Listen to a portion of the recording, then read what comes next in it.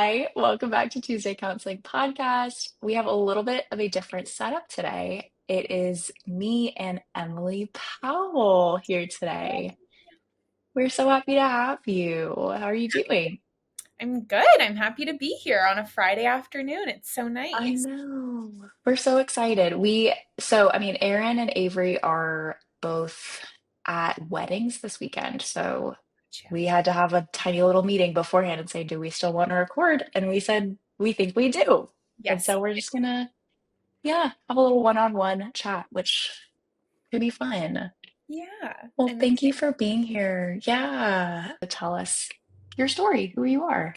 Yeah, perfect. So I'm Emily. I am a therapist in Massachusetts now. I just Hmm. moved from Philly to Mass. So kind of getting my practice up and running here and transitioning and whatnot.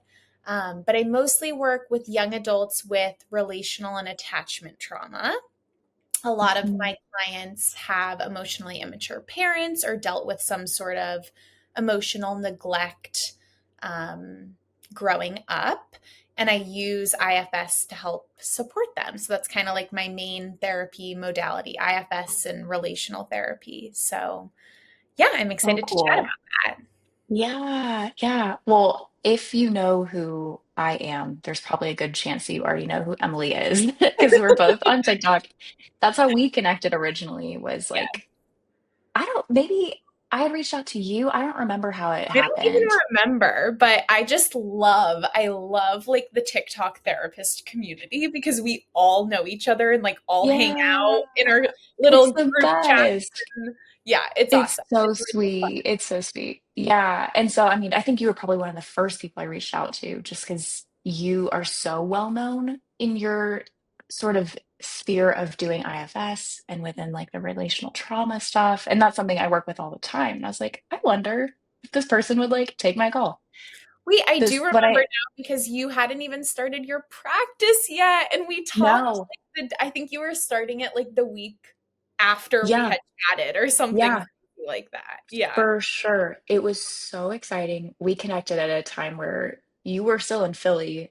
I Yeah, was like at a very transitional point in my career and we met at the right time, I we did. think. I'm glad our paths crossed. Yeah, me too. What I remember about us meeting was that I had like DM'd you on TikTok or whatever and been like, hey, Mhm. we should meet up, whatever.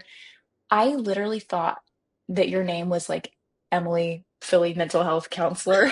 Like I forgot that you had a last name. And so I get this text the next day and it's like, hey, this is Emily Powell. And I said, who is this? I go, Yeah. you have the wrong number. And you were like, really? Yes, I totally forgot about that. I Yep. was so embarrassed. I was like, oh my God, she has a last name. It's not Philly or whatever I Yeah. thought it was.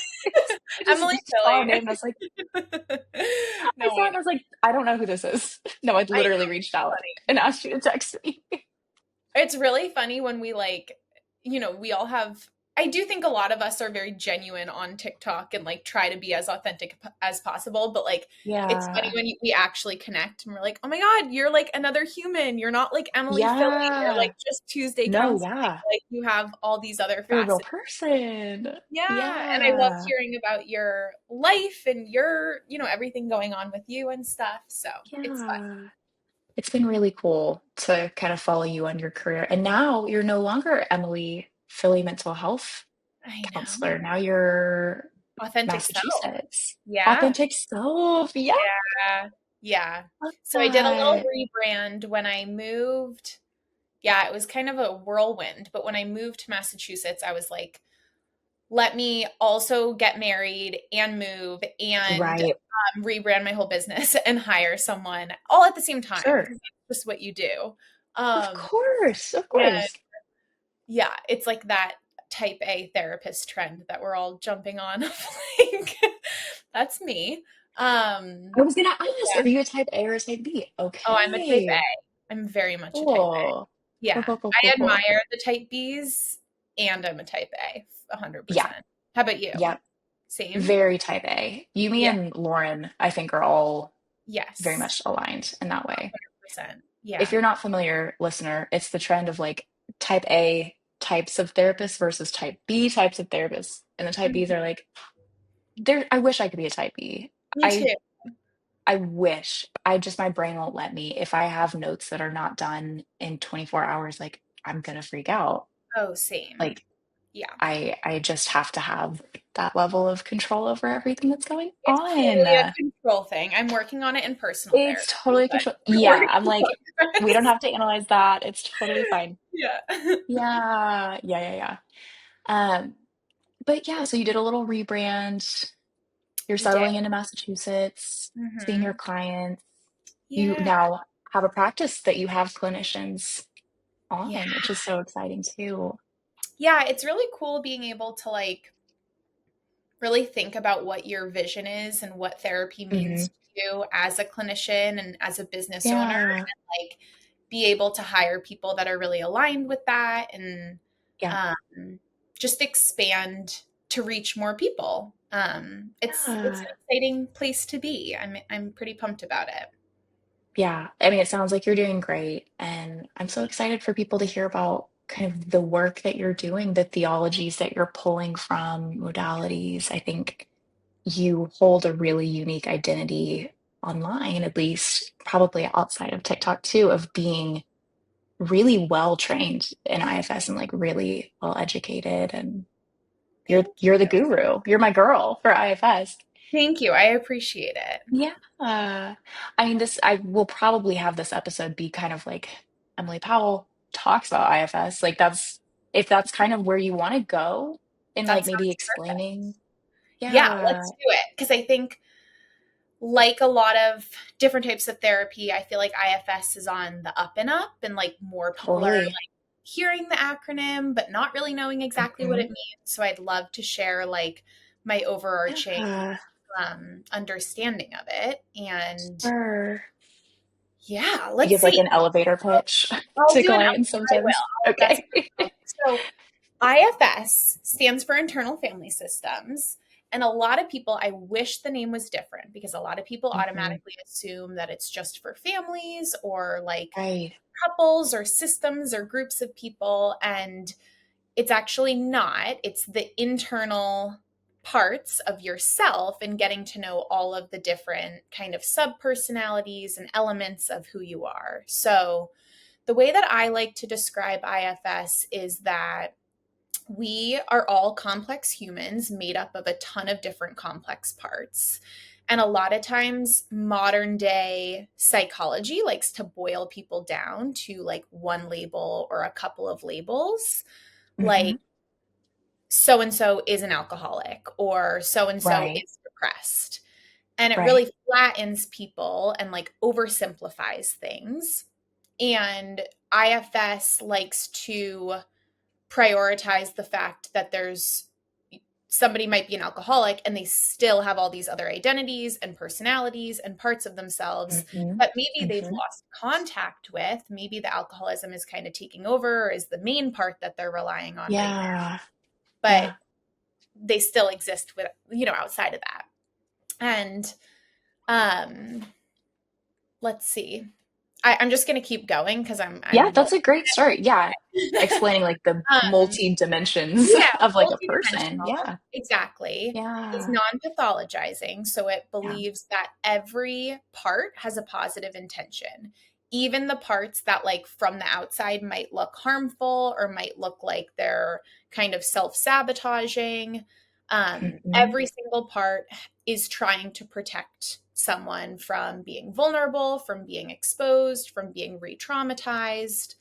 Every part has a purpose. And so the kind of main approach to IFS is getting to know and befriending all of the different parts of us. So, almost thinking of them as like younger versions of ourselves, or um, like just one aspect of our personality. We try to Yeah. connect with the part, get to know it, befriend it, Hmm. understand it, witness it, like all of those things. Um, Yeah. and oftentimes it allows the part to kind of soften back and give us some more space to access like the our authentic selves, hence the name of Yeah. my Yeah. practice. Oh, I Um, love that. What a yeah. cool tie-in. Yeah. Yeah. I think it's a really special way of doing therapy. I think Mhm. it's very non-pathologizing, like you're saying. It's not prescriptive of like you are this. It's like maybe you have a part of you that Yeah, does this job for you.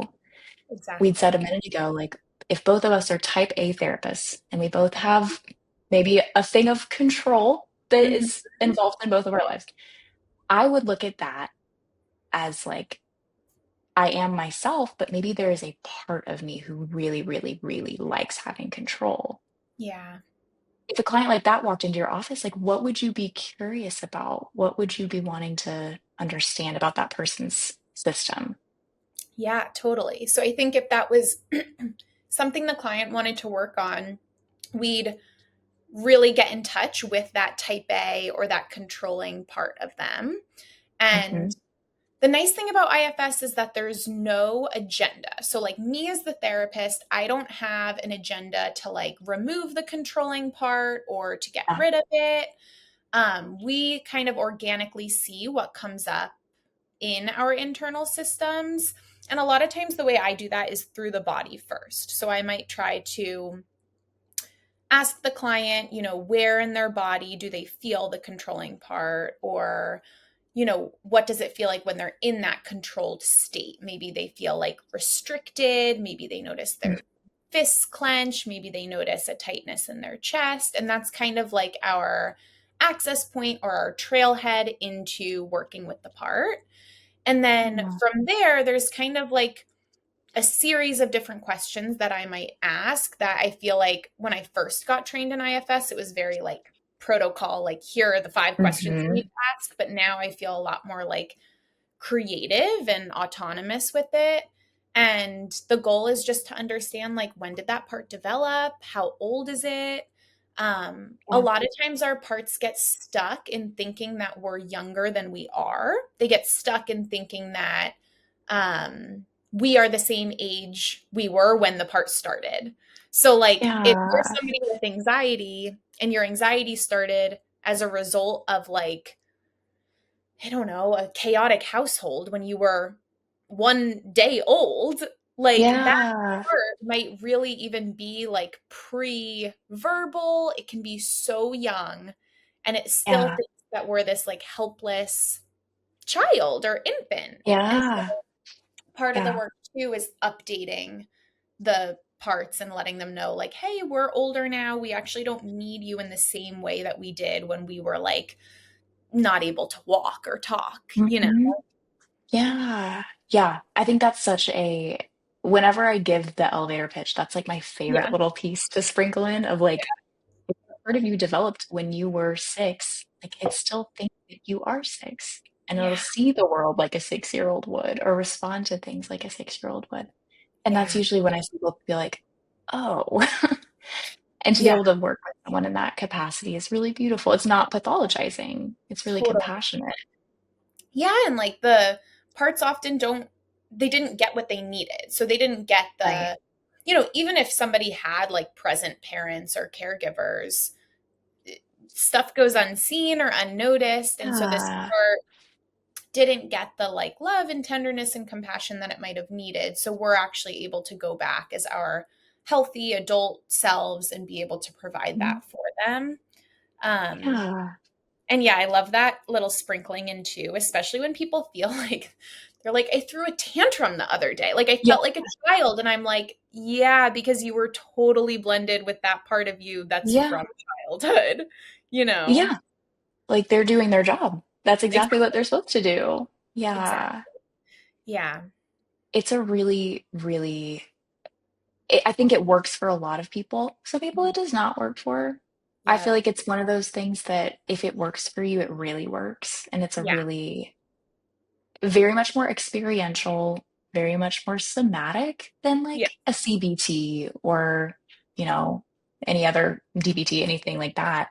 Yeah. Um, I it's really find great. it's super helpful with a lot of my clients have been in therapy for a long time before and have like done Hmm. the CBT, they've done the Yeah, insight building and they're pretty like self-aware or they're like intellectualizers to the max. So they're yeah, like, I know why I am the way that I am. I get it. and I'm Yeah. still stuck in all these patterns and I don't know how to change them. And so I think that that's kind of like one of my favorite types of clients to work with, because there's Uh, such a difference of like making sense of things and connecting all the dots in talk hmm therapy versus like embodying, experiencing, and feeling it. yeah. And I feel like that's like literally why I'm obsessed with IFS. Yeah. Yeah. You can't mess it up as a Yeah. client. You can't do it wrong. Yeah. And I think this is, I'm exactly that person in my own therapy. I'm like, I know exactly why I'm doing this. Oh I've thought yeah. about it every which way. Wanting to like get an A in therapy, essentially, like finding a lot of value in how well I can like verbalize what I'm trying to say. Yeah. That's not the point of therapy. Like, and I think when my therapist started trying maybe more IFS stuff and more somatic stuff, it totally bypassed the part of me that wanted to intellectualize and tapped into like the hurt parts that it was trying to protect me from, right? Yeah. And while getting to know the intellectualizer part and tell her, like, we're not trying to get rid of you, girl. Like, we know you're here for a good reason. That was Exactly. just such a game changer. Totally. I'm the same exact Yeah. way of like, Yeah. I like a narrating storytelling part that's like, okay, but I want to tell Ooh, you everything about like this relational drama or like this thing yeah. that happened to me. And there's such a difference of like yapping away. And that feels good. Like hmm that feels nice hmm and it feels great to be able to share your story with somebody else. Yep. And that just stays so cognitive and so like from like here up, like head up, Yeah. like Detached completely. there's nothing happening in the body. Yeah. So I think it's such a new way of people are like, oh, like this is what it feels like to like feel things. Like, holy shit. You're like, oh, gross. Yeah. Yeah, exactly. So Yeah. I just think it's very powerful for a lot of different types of Yeah. people. Yeah. I totally agree. How soon into your practice did you pick up IFS? Is that something you learned in grad school or once you got into the field? No, no, I don't know about you. I didn't know anything about IFS in grad Mm-mm. school. Mm-mm. At Yeah. the time, I feel like the therapy world was really EMDR centric because it was like Ooh. pandemic, times, and people were like Right. really learning what trauma was. And there was this idea of like collective trauma, and EMDR was like all the rage, at least, I don't know, in my Yeah. little subsection Yeah. Yeah. of Philly. So I actually got trained in EMDR first. And Cool. um, I liked it because I love working with trauma. And Yeah. I felt like it was different than talk therapy. But I Mm-hmm. felt, and I didn't know how to describe it at the time, but I was like pretty early on, like literally a year into my career. And I was like, Wow. Yeah. I like the potential of this, but it felt so scripted and so manualized. And Yeah. there, I didn't know what parts were yet, but it felt like there were parts that could block people from really doing the EMDR. Sure. Yeah. And so that's when I was like, that's when I learned about IFS, because there is like EMDR informed IFS. And so Ooh. I just started looking into it and I was like, wait, I think this is actually what I'm looking for, because IFS feels so relational still. It feels so Mm-hmm. organic. It feels so Yeah. non-apologizing. And it's really great with working with trauma. So Yeah. that's kind of was my segue into it. Sure.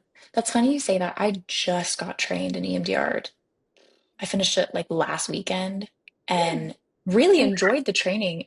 Yeah, yeah, thanks. It was one of those things though where I was like, huh, I can see a potential for like kind of a blending of IFS methodology and EMDR. Because I'm thinking like you're saying, like someone might be trying to process something and be like, I can't get there. Like I can't, because it requires a lot of vulnerability from you to go through EMDR, a lot yeah, of like ability to drop into your body. yeah. I And think so a I think, lot of people yeah, experience like a dissociative part when they're doing EMDR. So they're yeah, like kind of trying to do it, but then they're like pretty much blocked. There's like a wall up. right, And so I right. don't know exactly. about how to like loop it in, but I can imagine if you're doing EMDR and there's this block that you notice coming up, you can work with the block as a dissociative protective Hmm. part and see Hmm. like what is it worried about, in terms Right. of using an EMDR and like making sure you're not just like bypassing the fact that there Right. is block up, you know? Totally. Because that part will do its job one way or another. Like it won't let you process if it doesn't Exactly. feel like it's safe for you. Yeah. That's where that is kind of where I see potential for those things to go hand in hand, and maybe some IFS prep work before getting to know your protectors who might show up if we try and do that kind of trauma work.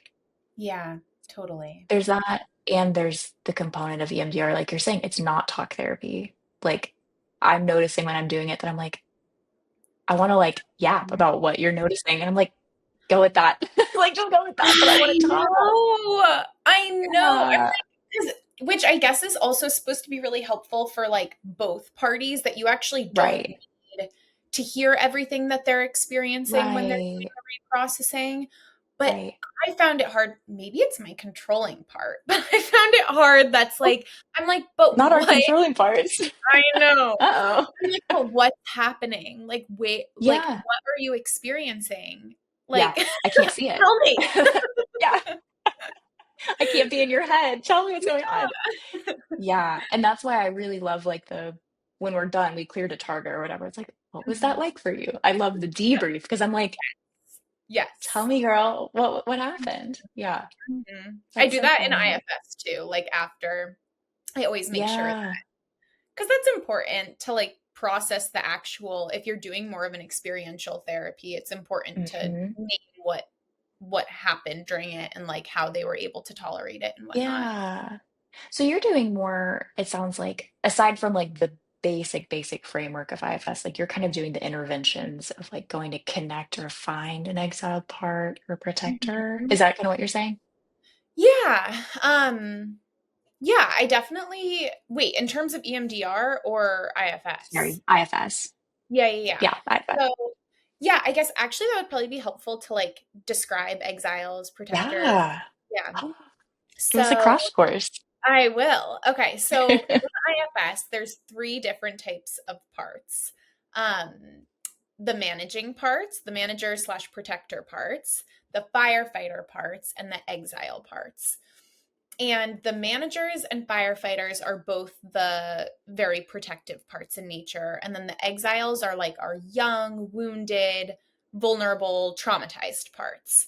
So our protectors do everything that they physically can to keep us far from the exiles. It doesn't feel safe to connect with the exiles. They're vulnerable, they're lonely. Hmm. So, manager parts are what I like to think of as like the type A parts, the Hmm. very proactive, protective parts that Yeah. keep us far from the exiles. So Yeah. they work like all the time to make sure that we stay away from vulnerability. These parts are like the anxious parts, the people pleasing parts, the controlling parts, Hmm. Intellectualizer parts. intellectualizer parts. Yeah. The manager parts tend to be like socially sanctioned. So people like kind of look highly upon them. They're like, "Ooh, Ooh. you're an overachiever," or like, "Ooh, you like are a workaholic." Like, go Yeah. you. Even though they're distracting you from the pain. Then the Wait, you're right. firefighter parts are like the non-socially sanctioned is how I think about it. So they're the Totally. parts that retroactively jump in when the exile or the wound is triggered. So for Hmm. example, they're the parts that like pour a glass of wine or a bottle of wine after a really stressful day, or they're the Right. self-harming parts, or the Hmm. SI parts that are like Right. shit is hitting the fan and like I'm Right. going to swoop in and try to save you from this. Yeah. Yeah. It's a last resort for a firefighter to Exactly. step in. Yeah. Yeah. But even just learning that is so different than the way that we're taught in grad school as therapists of like, You're oh my right. God, we have to panic when there's self-harm or we have to panic when there's Right. substance use. It's like, no, Hmm. these are literally just parts that are trying to help people. And Yeah. Yeah. yes, we have to take them, like, we want to make sure our clients are safe and like Yeah. okay. And when we look at them as like with compassion, just like we would any other part, they Yeah. also kind of soften versus when we like freak out and are like, oh, I got to take out the Columbia suicide rating scale or whatever. Like the Right. part also panics and is like, oh my Yeah. God, this is really Yeah. scary.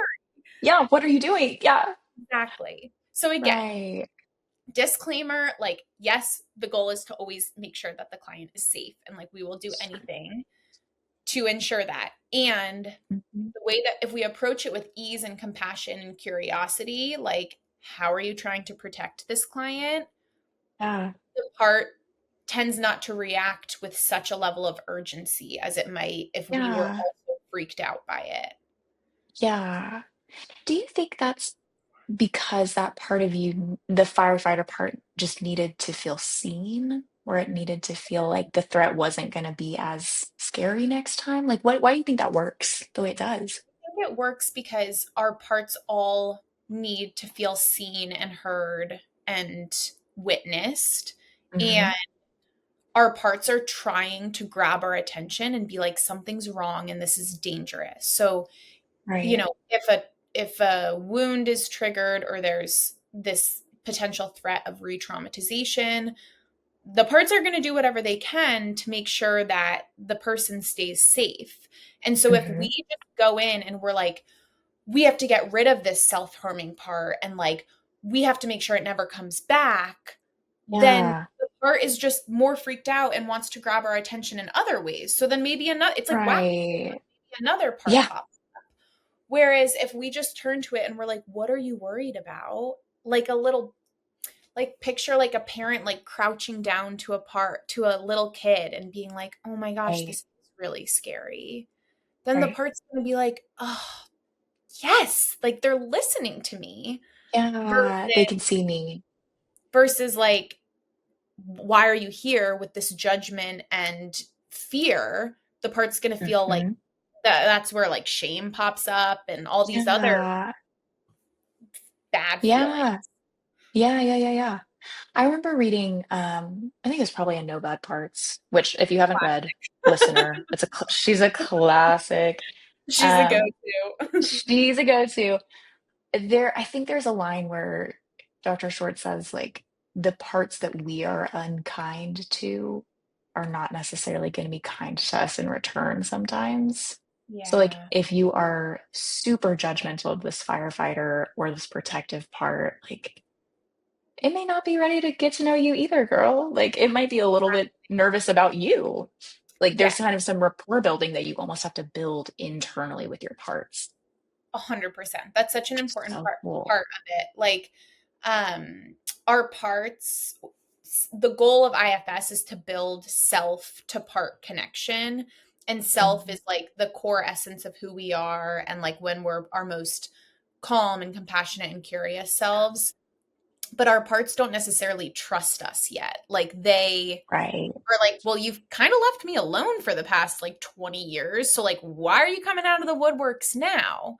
So, yes, it right. does take a lot of time to build up that rapport as if it's like a client to Yeah, therapist kind of thing or a yeah, parent who's harmed you to the part like there needs right. to be some sort of like I'm here and I'm staying and I'm not going to leave again. Mhm, So we always want to make mhm. sure like we revisit our parts and we don't just abandon like check in on them one time and then be like okay bye like good Right. luck with that. Yeah, yeah.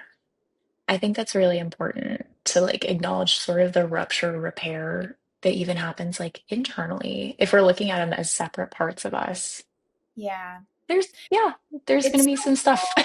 that pops Yeah, up. Yeah, and one of the yeah. like most revolutionary things that happens is when a client realizes that they can reparent and give their parts what the parts need. And that's not to Ah, say that like the that their parent is off the hook or that the abuse was warrant, like nothing like Sure. that. Sure. And the client is able to use their self energy and their healthy adult self to be able to really rebuild this relationship with their parts. It's Uh, just like, it's really transformational work. Like, it's so cool to be a witness to it happening. it's incredible. It's really incredible. I have seen more, and even I'm hesitant to even say I've seen more client progress because I don't really agree with the idea that clients can be resistant. Maybe a part of them is resistant, 100%. Yeah. but a piece of me is thinking like in clients maybe that I've worked with for a long time, like you're saying in talk therapy, I feel like we haven't made a ton of progress introducing this different way of looking at it has been such a game changer for so Yeah. many people. Like as you've incorporated it into your practice, obviously not sharing details, but like, have you seen some success stories? Have you seen it work really well? And Oh in my any way God. you can tell us Yeah. about? Yes. I think it's so transformational in so many different ways for different types of clients. Hmm. I think that it almost allows, again, I think it's the main thing is the difference between like talking about it versus actually experiencing it and moving through Yeah. it. And, Yeah. the outcome that comes from like just this random vent talk therapy, which can be useful. I love Hmm. that as a client. Oh, yeah. But Yeah. there's a difference between that and then what comes from like, okay, but what's coming up in your body? Let's start with Mhm. that. Turning inwards, reconnecting, Right. experiencing. I think it allows, like, I've seen people just build up so much, get to know themselves. Because Hmm. parts also come from like all the external people and forces and societal forces. We're Yeah. taught to develop a lot of these parts. And then when they give us a little bit of space to get to know like who we actually are and what we actually need, Hmm. it just allows Yeah. people to lead their lives with so much more like what we call self leadership of like being like their authentic self is in the driver's seat, not the people pleasing part, not Hmm. the, I don't know, all the other Yeah. intellectualizer part, whatever you want to name. Yeah. Right. Getting the buy-in from those parts almost to be like, okay, like I can trust self energy enough to drive.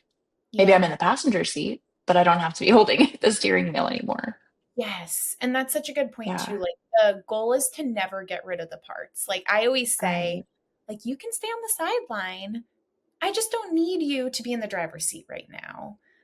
Uh, yeah. And I think that's a really, I mean, God, you're saying that's like completely opposite from how we learn about things like depression. Like we need to get rid of that, is what Mhm. we're taught, or anxiety, we need to get rid of it. And when we look at it instead as a part of us that is doing a job for a really specific reason, Yeah.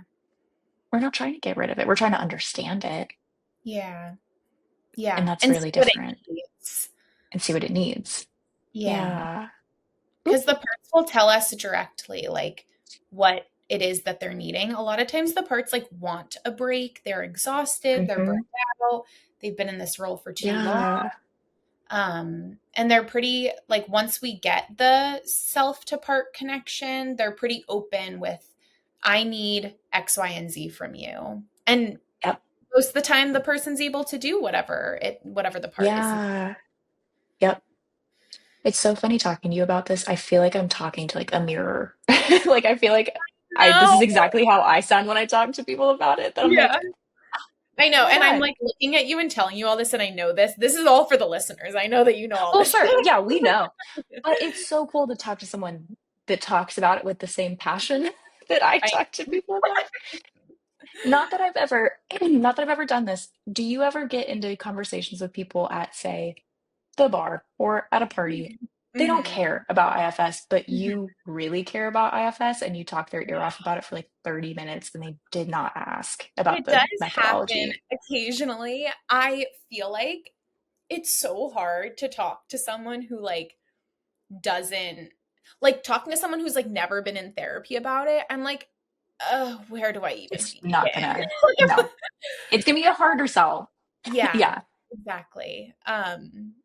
People just make like funny comments. I'm like, oh, yeah, I work with trauma, and they're like, oh, and I'm like, you have trauma, like, I You know have it too. you. Yeah. You should be in Right. therapy. So, Right. Right. Right. but Right. yeah, it is such like it's a very like it can kind of feel out there, and I find it's hard to like Hmm. distill down, and I feel like as I talk more about it, it gets a little bit easier, but it's like it's hard to make such a like big conceptual theory into like this. Yeah.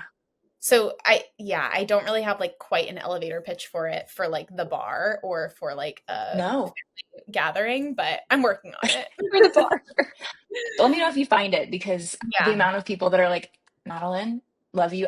I don't want to talk about this. Like, I don't care. I'm like, wait. Yeah. Like, let me tell you more about it though. Like, but do you know that But did you realize we don't want to get rid of any of our parts? They're like, I don't care. It's what part is once that? you, What part is well, talking? yeah, what part of you doesn't care? Yeah, that's me. I'm that I friend know. that everyone's like, I know. please, I girl, know. like, leave that at home. I But know. what's it? What I feel like when you find the theory as a therapist that you really connect with, Yeah. it feels like everything changes. You look at your clients differently. You look at people differently, family I members, I everybody. really, when I like, obviously, I have my own parts and my own stuff with certain people. And when I'm Hmm. blended with a part, maybe I feel really protective of myself and like I'm judgmental or I'm not able to see. When I zoom out Yeah. and I'm in self energy and I look at someone as having parts and that's why they are the way that they are, like my level of compassion for even just like strangers has shifted Yes. so much because I'm like, Hmm. you're just a human with parts and like you didn't mean to hurt. Yeah. So Yeah. Yeah. it's like a cool, worldview to have for sure. It's a lot of compassion. It's a lot of curiosity instead of jumping to Judgment. anything else first. Yeah. Judgment. Yeah. And I just think that's been so beautiful. So I'm really grateful that I mean, I had known about IFS. I think I really got familiar with it watching your TikToks. That sounds Really? crazy. That's Yeah. that is so flattering. Oh my God. And I was like, well, Emily seems to really like this, and like maybe I should learn about it. I was kind of like, I don't know though. I tried it as a client though, and I said, oh, I'm This in. I'm in. yeah, Yeah. totally. I know. It's really It different to read about it than to yeah. experience it as a client. Yeah. I also like didn't I learned about it before I was a client. And then I was like, okay, I need Hmm. to find an IFS therapist ASAP. And I Yeah. did, and it's like Yeah. amazing. It's so cool. Yeah. Well, I mean, the passion that you have for it, the interest you have in it just really like radiates. You can tell how caring you are about the theory, your clients. I think it's really beautiful to see. So Thank I appreciate you telling us about it. Yeah, I guess, thank you. Back at you. yeah.